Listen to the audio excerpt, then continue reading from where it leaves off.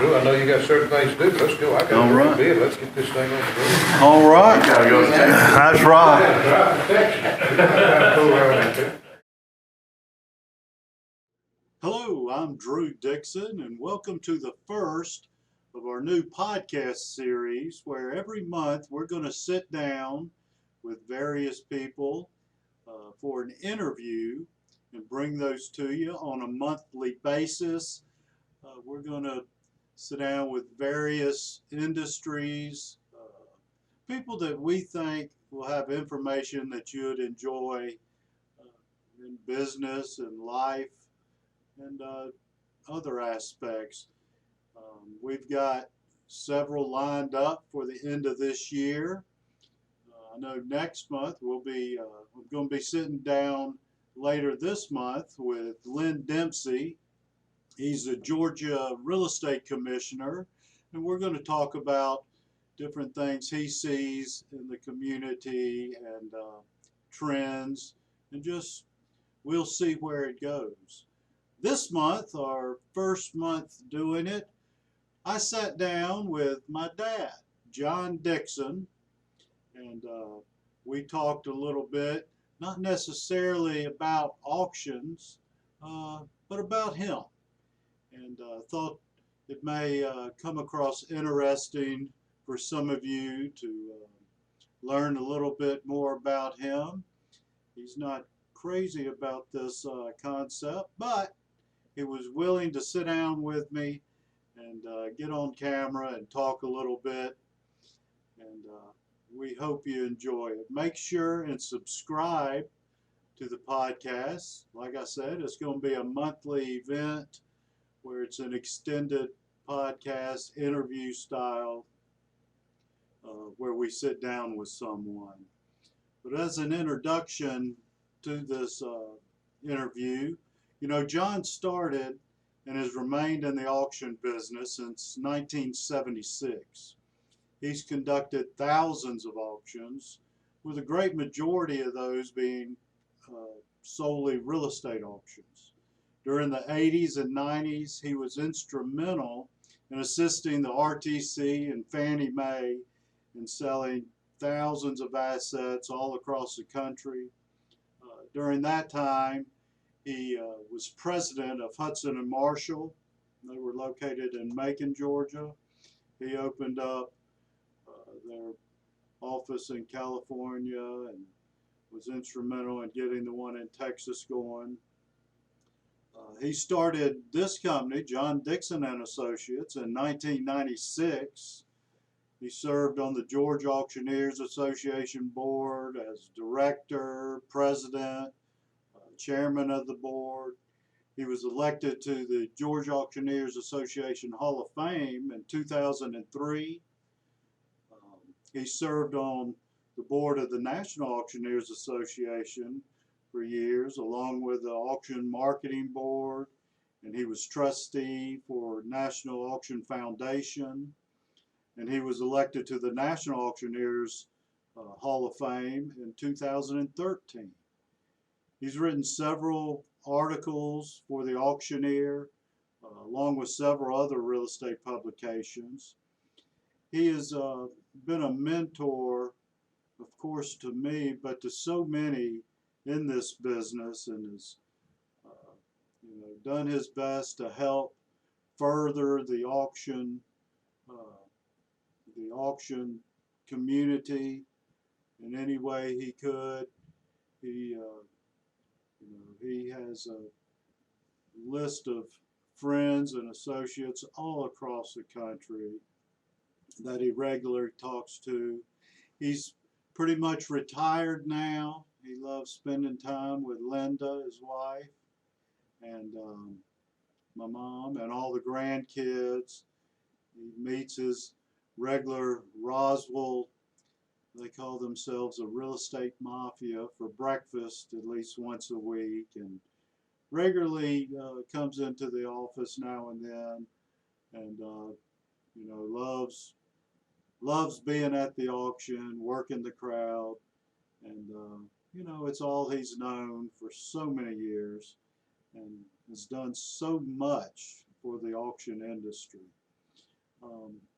So without further ado, here's me and John sitting down and talking about John. So we hope you enjoy it. Make sure and subscribe so that you don't miss any of the podcasts coming up on a monthly basis.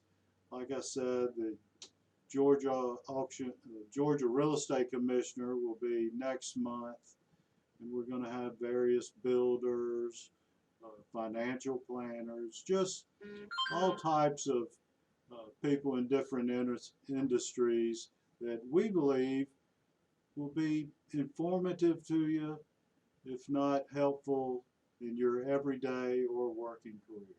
So thank you and enjoy the podcast. John Dixon and Associates monthly podcast. My name's Drew Dixon, and we've started this monthly podcast where we bring on a special guest and do an interview just to keep you informed. And we started off with John Dixon. Most of you know John. He started this business in 1996, but thought we'd sit down and talk today and just tell you a little bit of history, and he's going to fill you in on growing up and about him. So thanks for joining us, and without further ado, my dad, John Dixon. Good morning. Well, Dad, tell us about early years of growing up. Well, I grew up in tobacco country, on a tobacco farm with my uncle. We, some tough years. We hit the tobacco field every morning during pulling season, and it was a tough life, but it was a great life. Loved it. And we wouldn't take anything for it. You couldn't get me to go through it again, but it was a great life. And that was back, let's see, you were born in 44, so back in the 50s in Reidsville, North Carolina. That's right. Great town to grow up in. Wonderful people. And lived in that house. Pop lived right there on Lindsay for many years. That's the house you grew up in, and one I grew up in pretty much. That's in right. Summers, and go up there for Thanksgiving till he passed away. So yeah, a lot of memories in Reidsville. Yeah, that road was a rutted road for years and years. They finally paved it, but it was a tough road. Rainy days, you had trouble getting out. Yes, and You remember some of those. that's right. You played some baseball growing up. That was Pop was a baseball fan and got you into baseball. That's right. He was a great baseball player, great baseball coach. He, matter of fact, later on when we played softball, he was the coach, and we won the county championship. There you go. He was the best coach I've ever seen. And your uncle was a manager and scout for the Yankees. His name escapes me, but Walt Dixon. He was in the Cubs for years and years and years. And then they changed administration, upper echelon administration. And he lost his job. Well, the next day, the Yankees hired him. And he was one of the first player managers, wasn't he? Yes, he was a player manager and great baseball player, great uncle, good guy. Yeah, he came and saw me down at Georgia Southern. He was doing some scouting. That's right. Took me to some Braves games and got all kinds of autographs. Took you down on the field. That's right. That was back when Luke Applin was managing the Braves. I think Mel Wright was with the Cubs. Walt got you baseballs. Yeah. That was a good day. That's right. So high school and all in Reidsville, and then you got drafted. I did. I got my draft notice And I said, wait a minute, I don't know if I want to do this. So what I think I'll do is talk to a Navy recruiter and go to Navy. I went to Navy Seabees. I said, man, how do I go to Vietnam? Next thing I knew, I was off of Vietnam. Mm-hmm. Had 2 tours in Vietnam. First one wasn't bad. Second one was during the Tet Offensive, where the Tet Offensive was a Vietnam holiday. And that's when they decided that they were going to get us out of Vietnam. So it was kind of hell for a while, but made it through that fine. Lost a few buddies, but that was an experience I wouldn't take anything for. But you couldn't pay me enough to do it again. Right. Yeah. Yeah. Well, that was yeah, that's some scary stuff. I know you've shared some of the stories, and y'all had a good softball team there. Yes, we did. We won the Vietnam Championship. There you go. We sure did. And a good, it was amazing that over there we'd go from one place to another in a helicopter, and never had any violence or anything from the Vietnamese.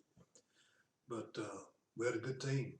There was a quarterback for the Cowboys. I can't.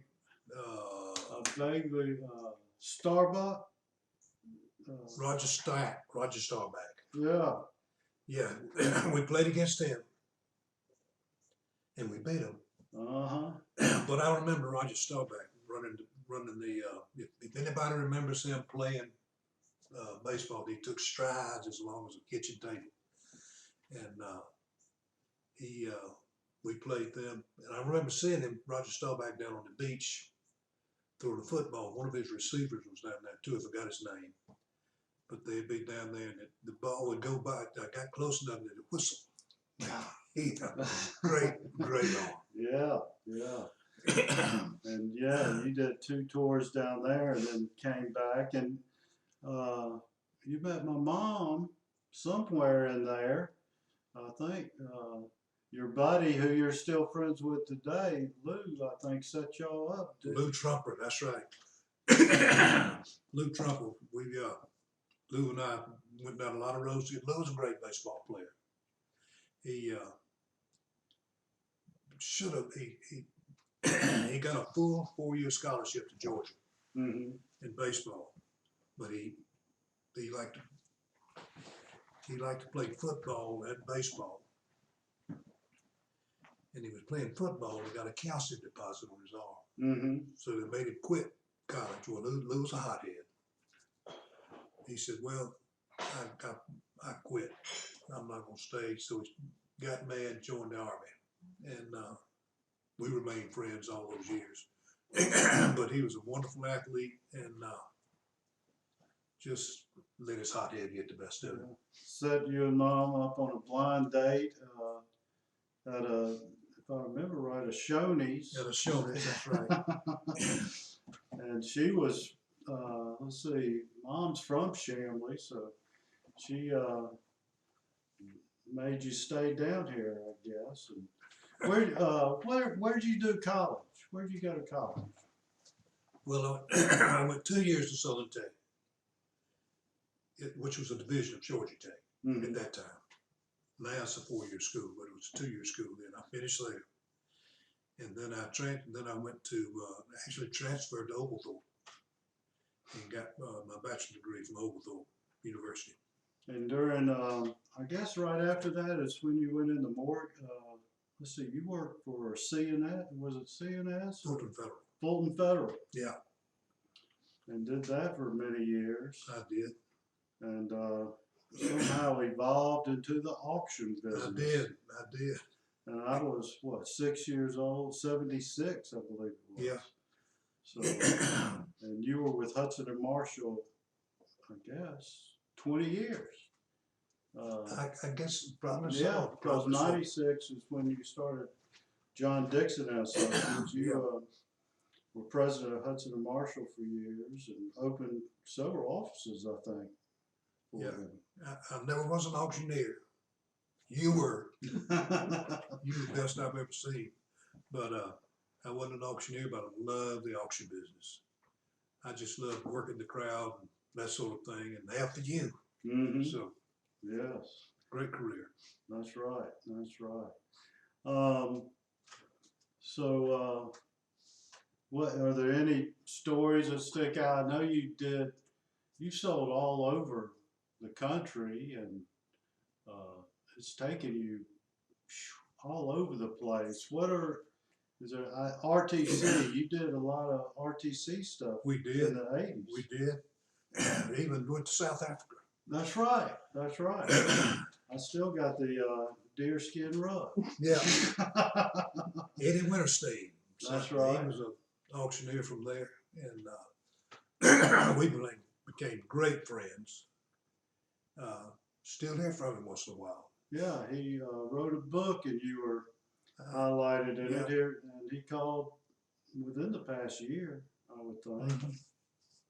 Mm-hmm. But you know, I guess you pretty much started retiring when COVID hit, and banks and all started to shut down moratoriums. You know, the whole business is our business, as you know. It's you. You know, we dealt with banks and financial institutions, Right. and that all just went away. Yep. And you know, it's been an interesting few years, but it got you and Mom to spend a lot of time at your secondary home up in Hartwell, and, Right. do some vacationing, and now I can't drag you into the office. But I sure appreciate everything you've taught me and mentored me with in this. So thank you very much. Anything else you want to? No, it's been a great business. I never really cared about being an auctioneer, but it was unbelievable seeing you do it. Well, I appreciate that. That was a joy. I've learned from the best. That's for sure. Well, folks, that's our interview for this month. We appreciate you joining us.